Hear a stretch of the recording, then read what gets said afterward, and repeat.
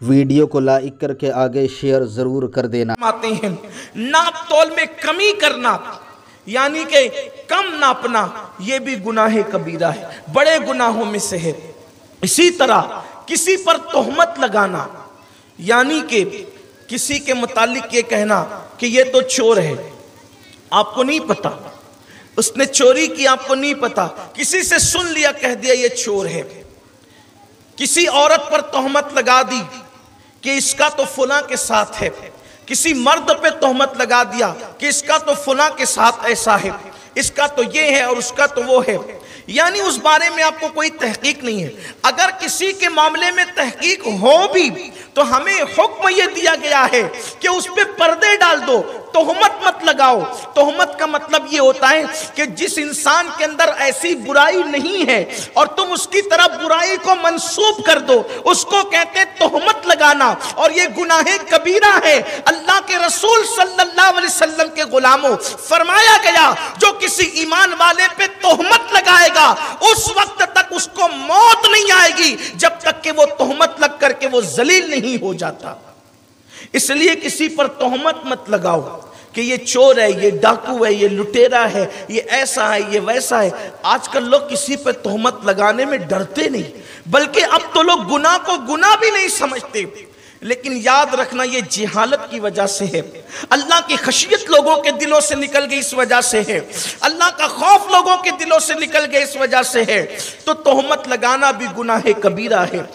اسی طرح سے جھوٹ بولنا یہ بھی گناہ کبیرہ ہے۔ اللہ کے رسول صلی اللہ علیہ وآلہ وسلم فرماتے ہیں کہ جو جھوٹ بولتا ہے اس کے منہ سے ایسی بدبو نکلتی ہے کہ فرشتہ 1 میل دور ہٹ جاتا ہے، 1 میل کے فاصلے پر ہو جاتا ہے اس کا فرشتہ اس سے، جھوٹ بولنے والے سے، اور جھوٹ بولنے والے پر اللہ تبارک و تعالیٰ نے لعنت فرمائی ہے۔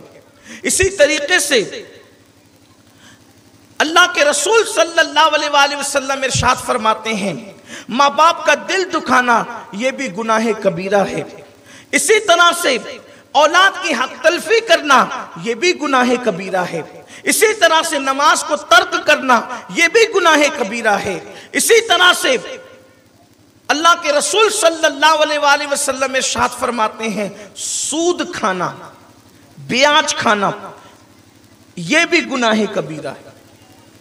اللہ کے رسول صلی اللہ علیہ وآلہ وسلم فرماتے ہیں کہ سود کا جو عذاب ہے وہ 70 درجہ ہے۔ سود کا جو عذاب ہے وہ 70 درجہ ہے، یعنی اس کی ابتدا اور اس کی انتہا کے درمیان سود کھانے والوں کو جو اللہ عذاب دے گا وہ 70 درجوں میں گویا کہ ہے، 70 درجہ ہے۔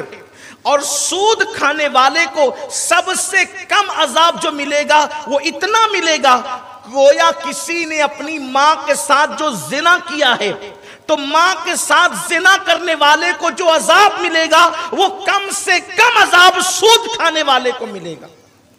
کم عذاب سب سے کم یہ ہے سود کھانے والوں کے لیے۔ آپ سوچو جو ماں کے ساتھ زنا کرے اس کو جو اللہ سزا دے گا یہ سب سے ہلکا عذاب ہے سودیوں کے لیے، تو سب سے بڑا عذاب کیا ہوگا؟ اب آج آپ دیکھیں کہ یہ مسلم معاشرے کے اندر سود بیاج بڑھتا جا رہا ہے، اس لیے کہ گھر بیٹھے ہوئے اس کو 1 لاکھ دے دو، 500 روپے ہفتہ آتا رہے گا، اپنی رقم جمع کے جمع، 1000 روپیہ ہفتہ آتا رہے گا، اپنی رقم جمع کے جمع۔ پھر لوگ کہتے ہیں ہم نے تو پیسہ دیا ہے نا مولانا اس لیے لے رہے ہیں۔ اگر آپ نے پیسہ دیا ہے تو اسلامی تجارت کا اصول یہ ہے کہ 1 لاکھ روپیہ آپ نے کسی کو دیا تو کیا ضروری ہے کہ وہ 2000 روپیہ ہفتہ کمائے؟ ایک بات، اور دوسری بات کیا ضروری ہے کہ معاذ اللہ ثم معاذ اللہ کہ اس کے اندر ہمیشہ منافع ہو، کبھی نقصان نہ ہو؟ اسلامی تجارت کا اصول یہ ہے کہ آپ کسی کو رقم دے کر، پیسہ میرا محنت تیری کر کے اس پر کوئی رقم متعین نہیں کر سکتے۔ اگر آپ نے متعین کیا تو یہ سود ہوگا اور یہ حرام ہوگا، یہ بیاج ہوگا، اور سود کا 1 لقمہ کھانا اپنی ماں کے ساتھ 36 مرتبہ زنا کرنے کے برابر ہے۔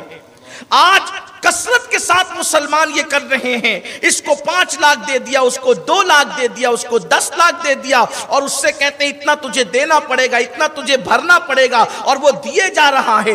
आप कहेंगे ये तिजारत है, तिजारत नहीं है, ये हरामकारी है, ये सूद है। मेरे प्यारे आका सल्लल्लाहु अलैहि वसल्लम के प्यारे दीवानों, फिर तिजारत क्या है? तिजारत ये है, अगर आपने 2 लाख रुपए लगाए, आपने 5 लाख रुपए लगाए, आपने 10 लाख रुपए लगाए, आपने जितना पैसा लगाया, अगर पैसा आपका है, मेहनत किसी की है, तो आप इस तरीके से मुतय्यन करें कि इसमें जो मुनाफा आएगा हम बराबर बराबर तकसीम करेंगे, या इसमें जो मुनाफा आएगा 60% तू लेगा, 40% मैं लूंगा, या 70% तू लेगा, 30% मैं लूंगा। अब मुनाफे में जितना आप परसेंट मुकर्रर करेंगे, अब जब नुकसान होगा तो नुकसान में भी उतना ही परसेंट होगा। यानी जब दोनों बराबर बराबर नफे के मालिक है तो बराबर बराबर नुकसान के भी मालिक होंगे। इसी तरह से जो जितना नफा लेगा वो उतना नुकसान भी उठाएगा। नफा नुकसान में जब तक के शिरकत नहीं होगी आपको सूद से छुटकारा नहीं मिल सकता। ये क्या कि सब नफे की बात आए तो आप नफा लेने के लिए हाजिर रहें, और जब नुकसान की बात आए तो आप कहेंगे कि नुकसान तू उठा।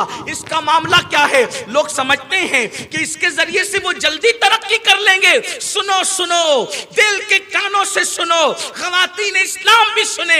आजकल लोग ये समझते हैं घर में बैठकर पलंग पे लेट करके हम पैसे कमा रहे हैं, हम तो बगैर मेहनत के पैसे कमा रहे हैं। अच्छी तरह याद रखो, अल्लाह अज़्ज़ा व जल्ला ने इरशाद फरमा दिया, जिसने सूदी कारोबार किया, दिल के कानों से सुनो, ये अल्लाह का ऐलान है। कुरान मुकद्दस में अल्लाह का ऐलान है, हदीस कुदसी में अल्लाह का ऐलान है। अल्लाह फरमाता है, जिसने सूद खाया मैं उसके साथ ऐलान जंग करता हूं। अल्लाह उसके साथ जंग का ऐलान कर रहा है। अब बताओ, क्या तुम अल्लाह से जंग जीत सकते हो? अल्लाह से कोई मुकाबला कर सकता है? हरगिज़ नहीं कर सकता। चंद पैसे आते हुए नजर आते हैं। अल्लाह ने दूसरे मकाम पर यह भी फरमाया, हम सूद को हलाक कर देंगे, हम सूद को मिटा देंगे, हम सूद को बर्बाद कर देंगे। याद रखना, अगर तुमने सूद से पैसे लिए तो तुम्हारी जो असल रकम है कुदरत वो भी मिटा देगी, कुदरत वो भी बर्बाद कर देगी। मेरे प्यारे आका सल्लल्लाहु अलैहि वसल्लम के प्यारे दीवानों, इसलिए सूद से पैसे लिया भी मत करो, सूद से पैसे दिया भी मत करो। इसलिए कि अल्लाह के रसूल ने लेने वालों पे लानत की है तो सूद देने वालों को भी लानत की है। इंसान परेशान हो जाता है तो सोचता है कि चलो यार सूद से पैसे ले लेते हैं, कारोबार अच्छा चलेगा तो भरते रहेंगे। मगर याद रखना, सूद के पैसों में कभी बरकत नहीं है।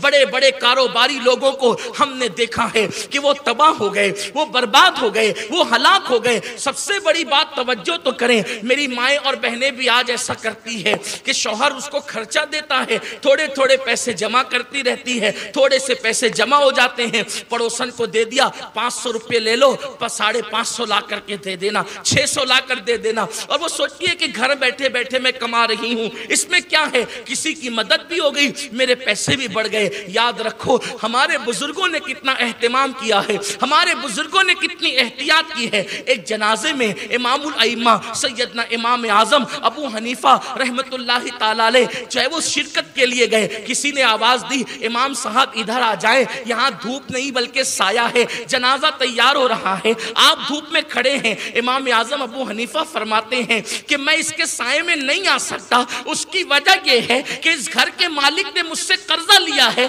अगर मैं इसके साए में खड़े हो जाऊं तो मुझे डर लगता है कि इसके घर के साए में खड़ा होना कहीं सूद में शुमार ना हो जाए। एक मर्तबा इमाम आजम अबू हनीफा को किसी ने दावत दी, इमाम आजम ने उसकी दावत को रद्द कर दिया। किसी उसने कहा, ए इमाम, दावत कबूल करना तो सुन्नत है, आप मेरी दावत क्यों कबूल नहीं करते? इमाम आजम फरमाते हैं, सुनो, जब तक तुमने मुझसे कर्जा नहीं लिया था उस वक्त तक के तुमने मुझे दावत नहीं दी थी। आज जो है वो तुमने मुझसे कर्जा लिया है तो तुमने मुझे दावत दी है। मैं समझता हूं, मुझे डर लगता है कि जिसका कर्जा बाकी है उसकी दावत कबूल करना कहीं सूद में शुमार ना हो जाए। हमारे बुजुर्गों ने इतना एहतियात किया है, और सूद खाने वालों का हाल तो अल्लाह के हबीब अलैहिस्सलाम फरमाते हैं कि मैंने मेराज की शब देखा कि कुछ लोगों के पेट कमरों की तरह थे, कमरों की तरह, मटकों की तरह नहीं बल्कि कमरों की तरह। اور اس کے اندر بچھو چل رہے تھے، رینگ رہے تھے، اور اس کے اندر ویڈیو اگر اچھا لگا ہو تو لائک کر کے آگے شیئر ضرور کر دینا۔